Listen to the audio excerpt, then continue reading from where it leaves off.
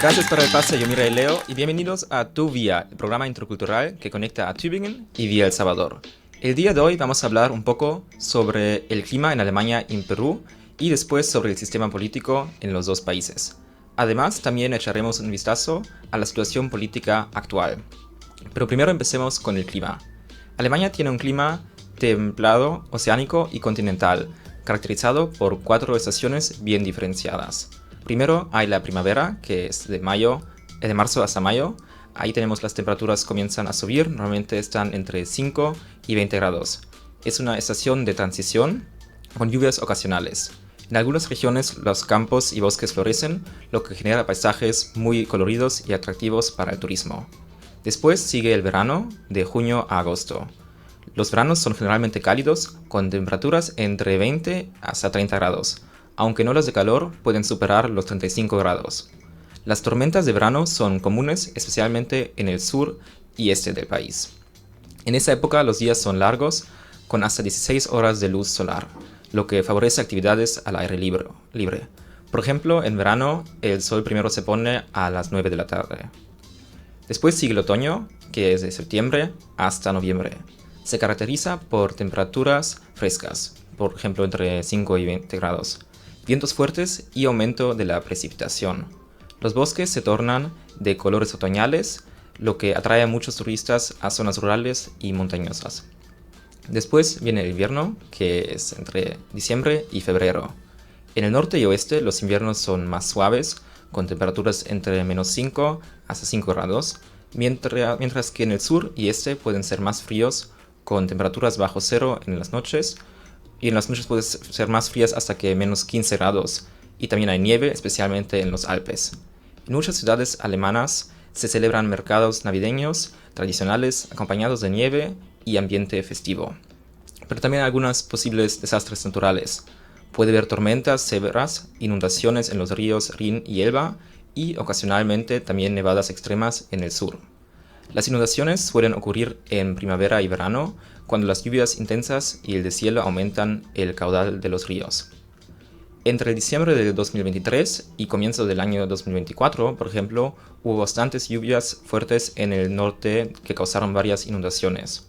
Esto causó daños graves de casas e infraestructura, y la gente de las regiones afectadas tuvieron que ser evacuadas. En el mismo tiempo, en el sur de Alemania se llevó a cabo un ejemplo para las nieves fuertes. En Múnich cayeron hasta 50 centímetros de nieve, bloqueando las pistas y rieles de trenes para varios días. Además, las olas de calor se han vuelto más comunes en los últimos años debido al cambio climático, afectando especialmente a las grandes ciudades. En comparación, Perú tiene una enorme diversidad climática debido a la presencia de la costa del Pacífico, la cordillera de los Andes y la selva amazónica. Se pueden identificar 3 principales regiones climáticas. Primero tenemos la costa, aquí hay clima desértico y semiárido con escasas precipitaciones. Lima y la costa central tienen inviernos húmedos y frescos con neblina y veranos cálidos. En el norte el clima es más cálido todo el año, con lluvias en verano durante el fenómeno del Niño, lo que puede generar inundaciones. Después hay la sierra. Aquí hay clima templado de montaña con grandes variaciones de temperatura entre el día y la noche. Ciudades como Cusco y Arequipa tienen días soleados y noches frías, especialmente en la temporada seca. En las zonas más altas las temperaturas pueden caer por debajo de los menos 10 grados en invierno. En esas áreas la altura también influye en la sensación térmica, haciendo que el frío sea más intenso. Después todavía queda la selva. Aquí hay clima tropical con temperaturas altas y también alta humedad.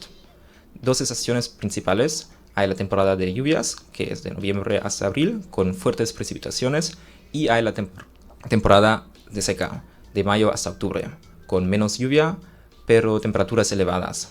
La densa vegetación de la selva contribuye a mantener este ciclo de agua. Posibles desastres naturales son, por un lado, el fenómeno del Niño, causa lluvias extremas e inundaciones en la costa norte y sequías en la sierra. Después hay terremotos. Perú está en el cinturón del fuego del Pacífico, lo que lo hace propenso a sismos frecuentes y tsunamis en la costa. Después también hay huaicos, comunes en la sierra en épocas de lluvias intensas, afectando carreteras y pueblos. Y por último, los incendios forestales en la selva y algunas regiones de la sierra durante la temporada seca. Si comparamos Perú y Alemania, sí hay un par de diferencias. Alemania tiene un clima más estable y predecible, mientras que Perú tiene una gran diversidad climática. En Alemania las estaciones están bien marcadas, mientras que en Perú las diferencias estacionales dependen de la región. Perú es más propenso a desastres naturales como terremotos y el fenómeno del Niño, mientras que Alemania enfrenta más inundaciones y tormentas, aunque no con la misma frecuencia ni gravedad que en Perú. Ahora pasamos a la parte que les voy a contar algo sobre el sistema político y la situación actual en Perú y Alemania. El viernes pasado, el 21 de marzo, llevó a cabo una manifestación convocada para exigir respuestas concretas ante el avance de la inseguridad. El reciente homicidio de Paul Flores, vocalista de Armonía 10, desencadenó la protesta. Junto con compañeros de la radio, fuimos para documentar la marcha con grabaciones. En el video que viene pueden ver imágenes de la manifestación mientras les cuento algo sobre el sistema político. Ahora vamos a hablar un poco sobre los sistemas políticos en Perú y Alemania y también sobre la situación política actual de los dos países. La República Federal de Alemania es una democracia parlamentaria con una estructura federal.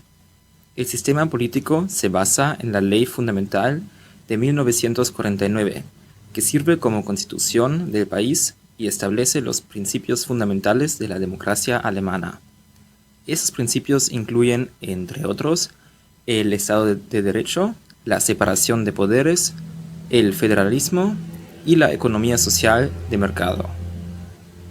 Alemania es una república federal, lo que significa que el poder se divide entre el gobierno central y 16 estados federados, también llamados los Bundesländer.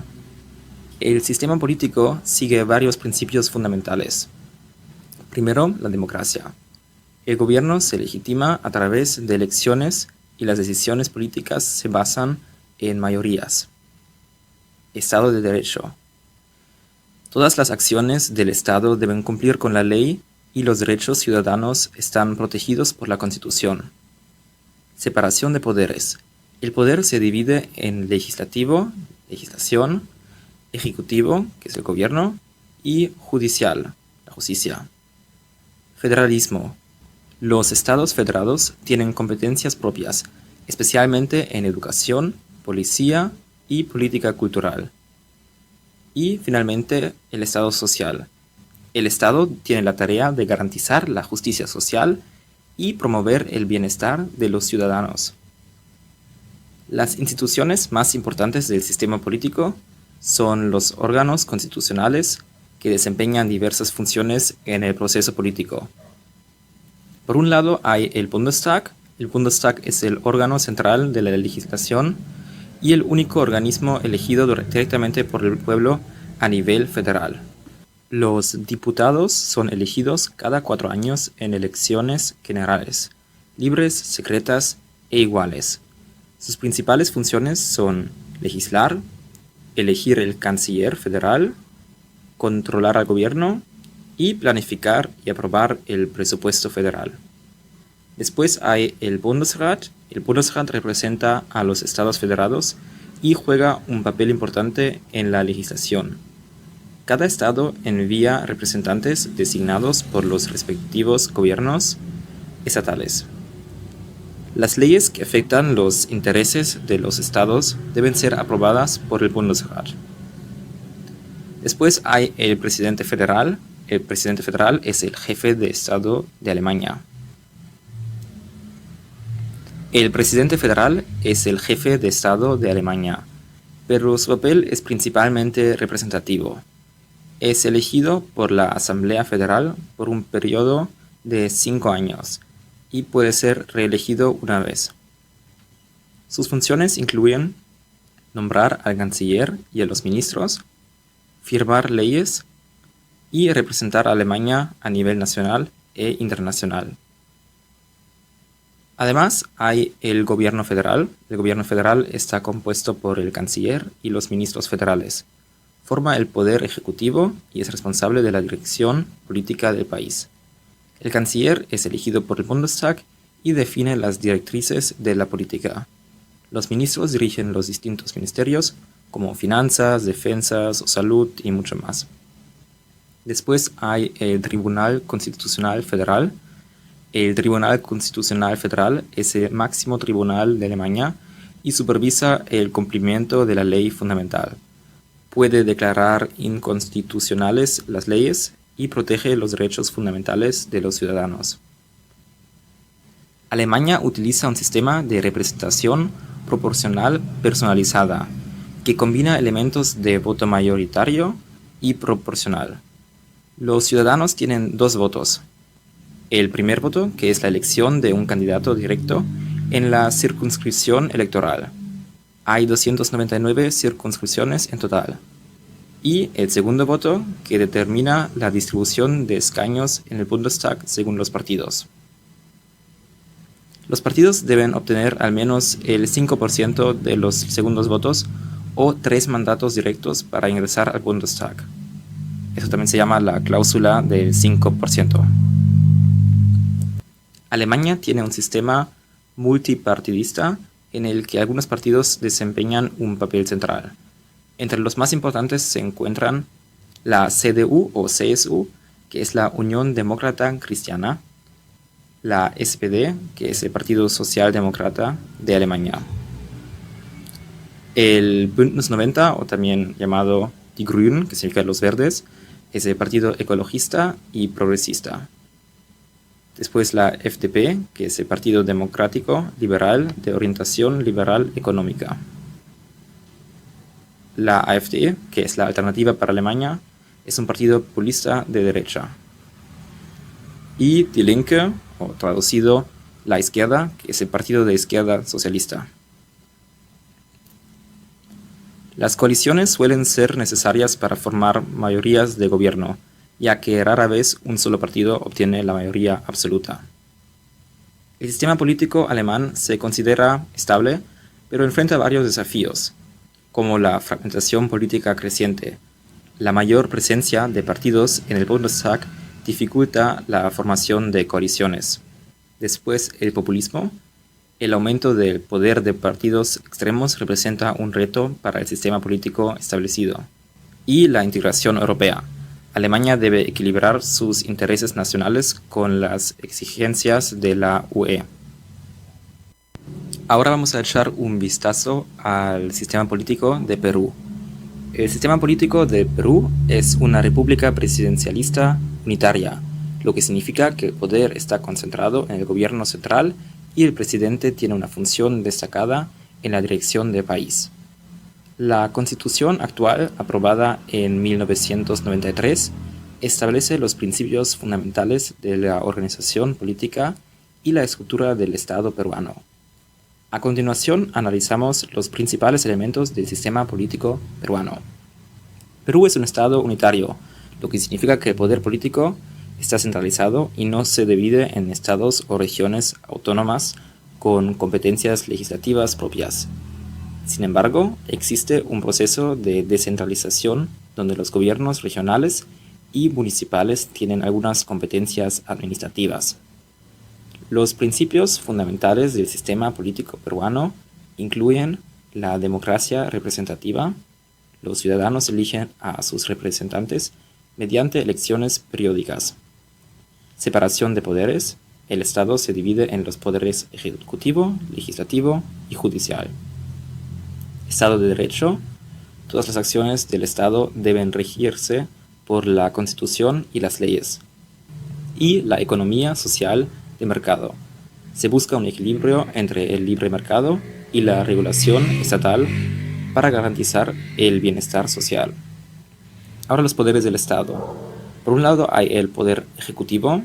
El presidente de la República es el jefe de Estado y de gobierno y es elegido por voto popular para un mandato de 5 años sin posibilidad de reelección inmediata.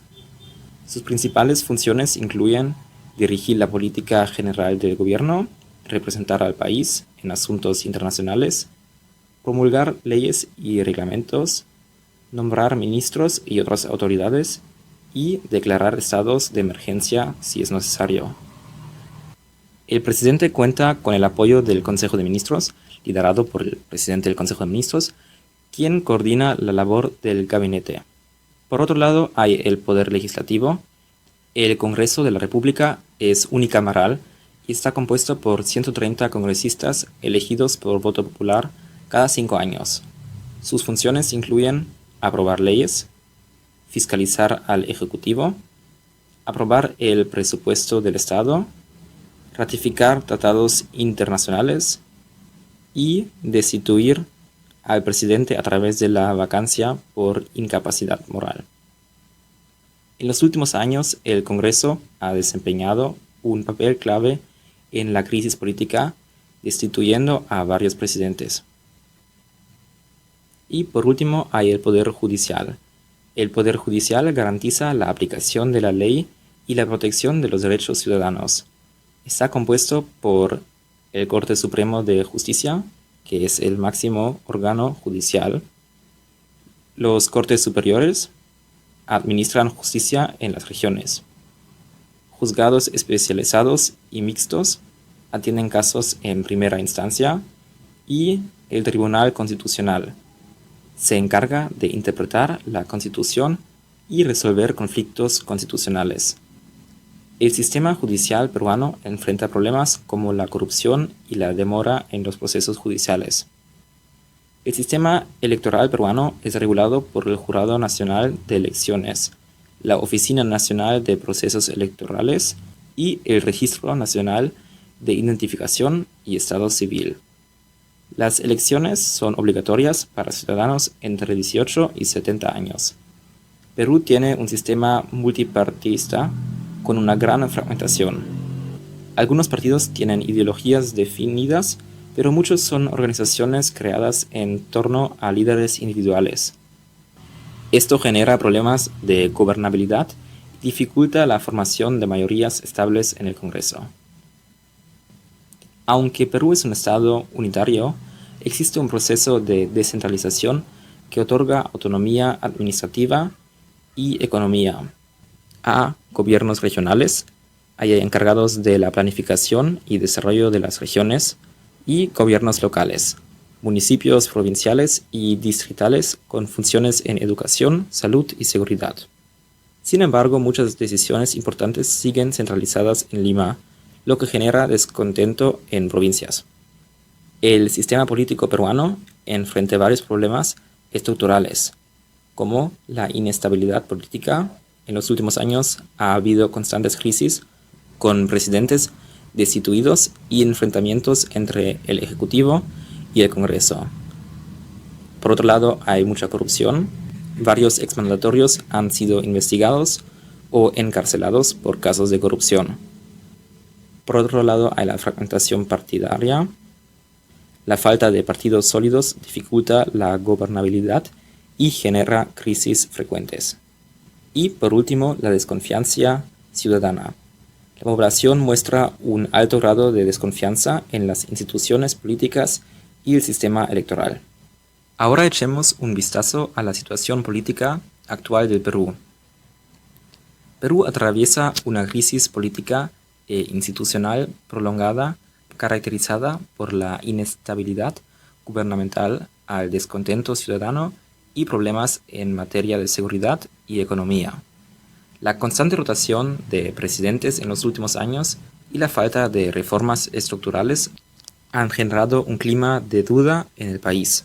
La presidenta Dina Boluarte, quien asumió el poder en diciembre de 2022 tras la destitución de Pedro Castillo, enfrenta niveles históricos de impopularidad.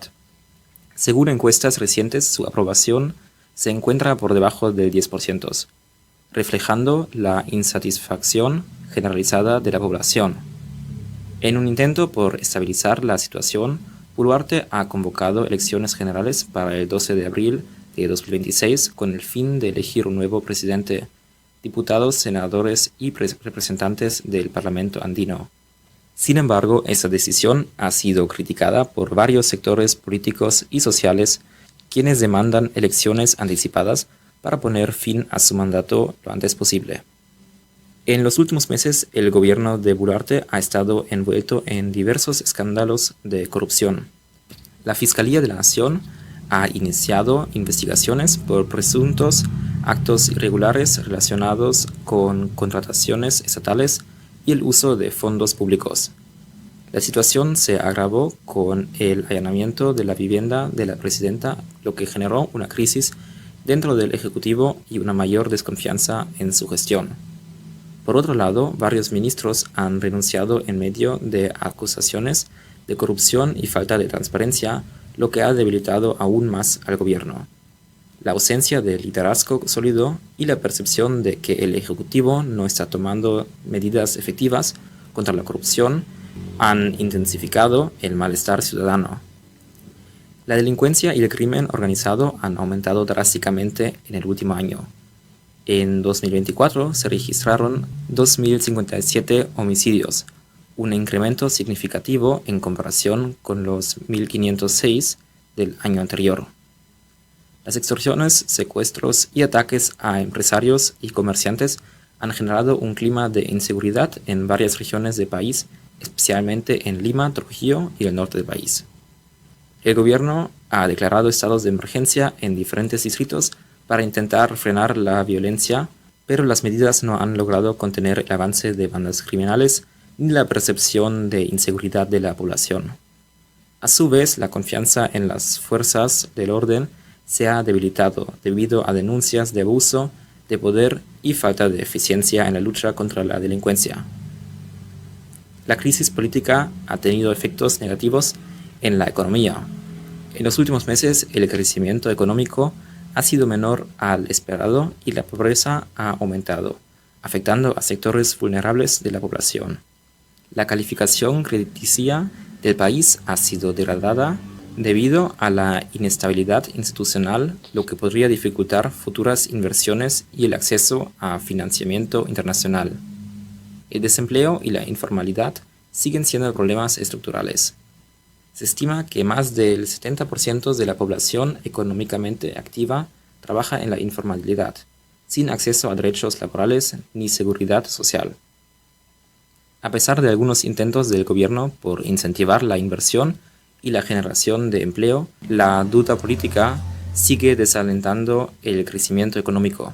De cara a las elecciones de 2026, el panorama político en Perú es incierto. Diversos partidos y figuras políticas han manifestado su intención de participar en los comicios, pero la fragmentación y la falta de liderazgos sólidos dificultan la aparición de una alternativa clara y confiable para la ciudadanía. Mientras tanto, la población sigue exigiendo cambios estructurales y un gobierno que pueda garantizar estabilidad, seguridad y crecimiento económico. Sin embargo, sin reformas profundas en el sistema político e institucional, el país corre el riesgo de continuar en un ciclo de inestabilidad y crisis recurrentes. El próximo año será crucial para definir el rumbo de Perú y la capacidad de los líderes políticos para responder a las demandas de la población determinará si el país logra salir de la crisis o no. Ahora vamos a echar un vistazo a la situación política actual en Alemania. Alemania se encuentra en una fase de cambios significativos tras las elecciones anticipadas del 23 de febrero de 2025. Estas elecciones se llevaron a cabo debido a la disolución del Bundestag en noviembre de 2024. Después de la crisis de gobierno que llevó a la renuncia del canciller Olaf Scholz y a la incapacidad de la coalición gobernante para mantener una mayoría estable. En las elecciones, la CDU, liderada por Friedrich Merz, es la fuerza más votada con un 29% de votos. Sin embargo, no logró la mayoría absoluta, lo que ha obligado al partido a entablar negociaciones de coalición. La segunda fuerza más votada fue la AfD, que obtuvo un sorprendente 21%, consolidándose como un actor clave en el panorama político. Recordemos, la AfD es el partido populista de la derecha. La SPD sufrió una gran pérdida de apoyo, obteniendo solo un 16% de los votos, mientras que los verdes alcanzaron un 11%. El partido de izquierda tradicional, Die Linke, obtuvo un 9% y el nuevo partido de Sarah Wagenknecht no logró entrar al Bundestag con un poquito menos de 5%. Actualmente la CDU está en negociaciones con la SPD para formar una coalición de gobierno. Sin embargo, hay desacuerdos importantes en temas como la política migratoria, con la CDU abogando por medidas más estrictas y la SPD resistiéndose a cambios drásticos en este ámbito. Otro tema clave en la discusión es la economía y el presupuesto, ya que Alemania enfrenta el desafío de cumplir con el freno de la deuda mientras equilibra la necesidad de inversión en defensa y energía. Un cambio notable en el Bundestag ha sido la consolidación de la AfD como la segunda fuerza política, lo que le otorga una mayor influencia en el debate parlamentario. La reacción de los partidos tradicionales ha sido de rechazo hacia cualquier tipo de colaboración con la AfD, pero su crecimiento sigue siendo un factor preocupante para muchos sectores de la sociedad alemana. Además, la opinión pública está dividida en cuanto a las futuras políticas del país. Por un lado, hay un fuerte apoyo a aumentar el gasto en defensa, aunque esto podría significar una flexibilización de la política fiscal alemana. Por otro lado, la duda económica y la inestabilidad política han llevado a un aumento del descontento ciudadano. El futuro político de Alemania dependerá de las negociaciones en curso y de la capacidad de los partidos tradicionales para formar un gobierno estable en un contexto de creciente polarización. Se espera que las negociaciones concluyan antes del 20 de abril, pero la posibilidad de una prolongación de las discusiones o incluso nuevas elecciones sigue siendo un escenario plausible. Y con eso ya termina el programa Tu Vía del día de hoy. Espero que les haya gustado y que otra vez prendan la radio el 3 de abril para una nueva emisión de Tu Vía. Ahora vamos a un pequeño corte comercial y después sigue Jan Palacio con Estrenos al Aire. 1, 2, 3, ¡eh! Esto fue Tu Vía. Gracias por acompañarnos en este viaje intercultural. Nos escuchamos la próxima edición en Radio Serovía 101.7 FM. No faltes. Tu Vía, conectando culturas.